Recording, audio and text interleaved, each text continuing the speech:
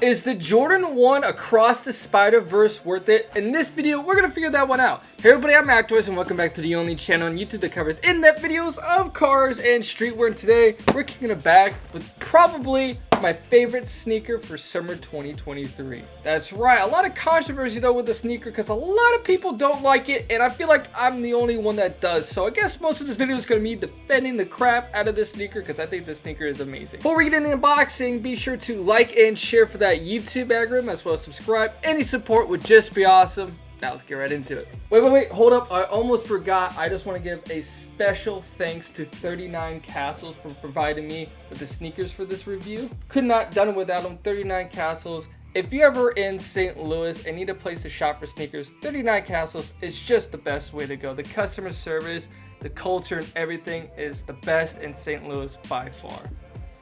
So one of my only gripes about this shoe is probably the box. As we see here, it's just a normal Jordan 1 box.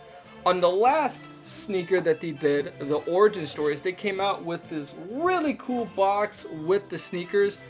Albeit it was a special edition box and only some pairs got that kind of box. But the fact that there was no special edition box at all for the Spider-Man release, whew, angers me a little bit, but it's alright. So, normal Jordan 1 box here, black background, red Nike logos. Removing that lid, opening up that wrapping paper, and whew!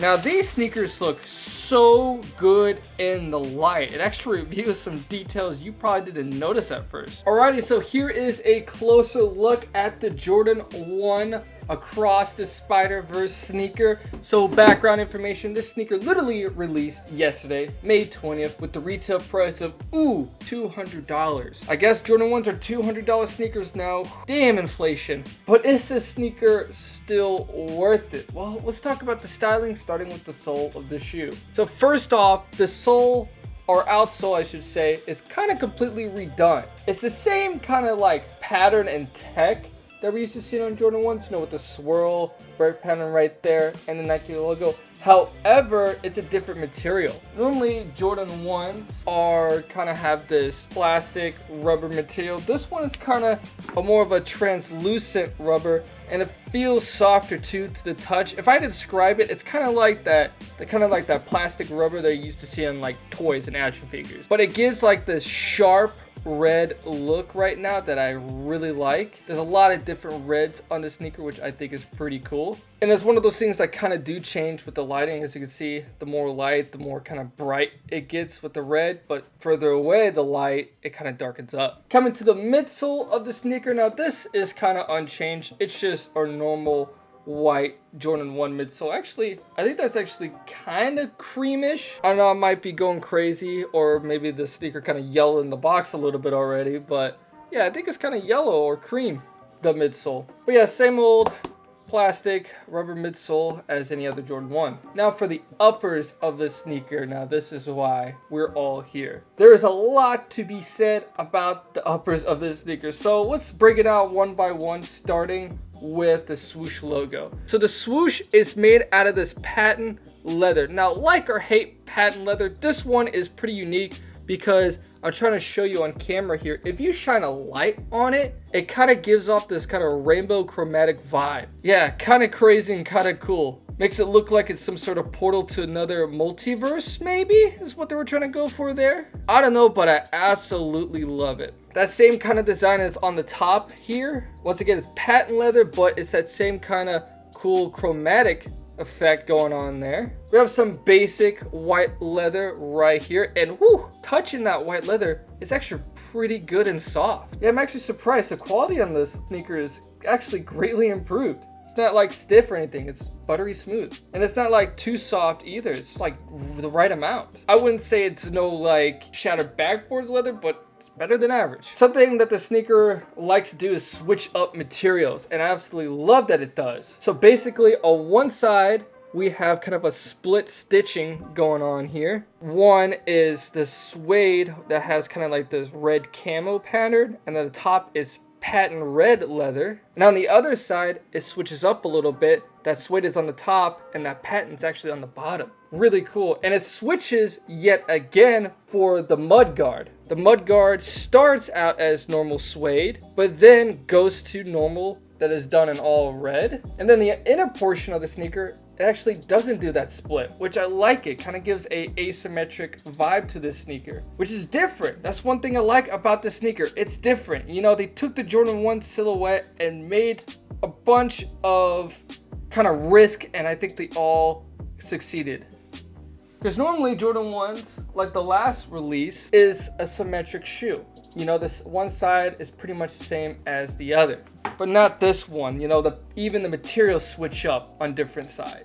Talking more about the center of the sneaker, we have a white toe box right there. And then for the lace eyes, we already kind of covered the first two, but we do have a kind of canvas pattern. But then above those lace eyes, it switches up yet again because this shoe likes to switch it up. You know, the sneaker looks like it came from different types of Spider-Verses. So it's leather with the kind of like this printed on pattern. One, we kind of have like this comic book style red and white dots. And then on the other side are these kind of colorful circles going on here. And then kind of minor, but yet again, on the top right here, it does switch back to that suede. And then once again, on the very tippy top, switches back to patent leather. A lot of switch ups on this sneaker. But even though the sneaker does have a lot of switch ups, it doesn't look out of place. It looks seamless, yet all kind of crazy and let loose. Really hard to describe, but yeah. The tongue of the sneaker is done in ballistic mesh, and it does have a cream tint to it. Kind of like an aged out sole, like we used to see it on like Blazers or Reimagines. That's interesting. And then on the top, we have Nike branding on the sneaker, which is great. I love that. So we have a white tongue with a white and red Nike logo. Nike Air logo. Let's give some more love to the heel of the sneaker. Once again, we have some switch ups going on here. So kind of the outer portion, we have suede, followed by that smoothing out nubuck suede that has that kind of red camel pattern. And then for the inner, it continues on more with that suede. It also has a nice angled stitch line as well to give it really good styling. So it's not just kind of like random or out there, you know, kind of like flows with the sneaker a little bit. And then rounding off the sneaker for the wings, once again, a lot of crazy stuff going on here. On the inner portion, we have those colorful circles. It's probably the least liked about thing on the sneaker. I tell everybody, what do you don't like about the sneaker? And they always point to like this pattern. But no, I like it. I like how it's red with some hints of blue and yellow on there because it gives a little extra color pop to this sneaker. And also that color pop is why I also think that this sneaker is great for the summer because it's sunny out and those colors are going to shine a little bit and kind of make this sneaker a little bit more head turn. But yeah, where the sneaker switches up is on the outer portion. It goes from the colorful circles to the comic book pattern. And then we have the wings logo right there, kind of done in similar styling with the colorful circles. It's red, and then you can kind of see it a little bit. It's yellow, then white.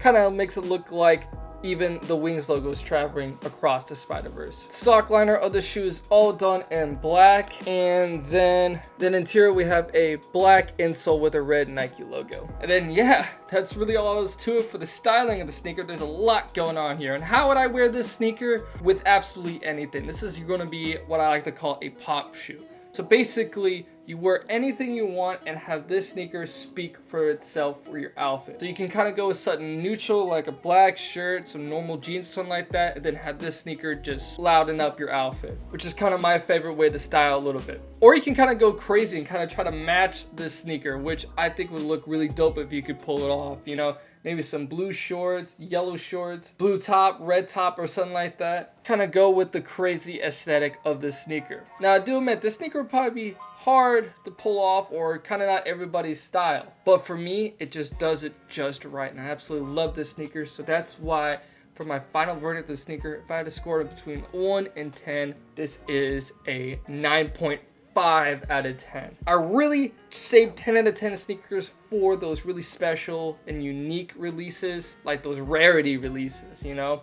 And this one hits everything for me. The materials is spot on. The details are amazing. Silhouette, Jordan 1, you can't go wrong. And the overall style and aesthetic of the sneaker, I absolutely love it. It just misses that 0.5 for that extra specialness. You know, there was no special box or anything. So the question, is this sneaker worth it? I would say yes. Currently, for the retail price, I would definitely say yes. And currently, for the resale price, which is just over $200, would say yes again to that. Man, I absolutely adore this sneaker, and it sucks that a lot of people don't because it tries to be too different. But I think it tries to be different in all the right ways. So lastly, I'm gonna rant up about the future of sneaker, where the sneaker is heading. Currently, the sneaker is just going above retail for $200 range.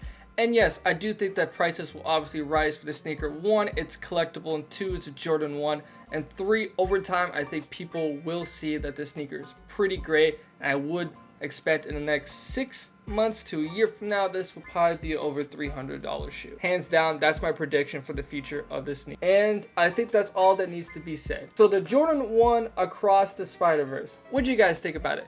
Comment down below your opinion, like and share for that YouTube algorithm, and last but certainly not least, subscribe. I'm gonna exit off with some feet footage, so let's get to it.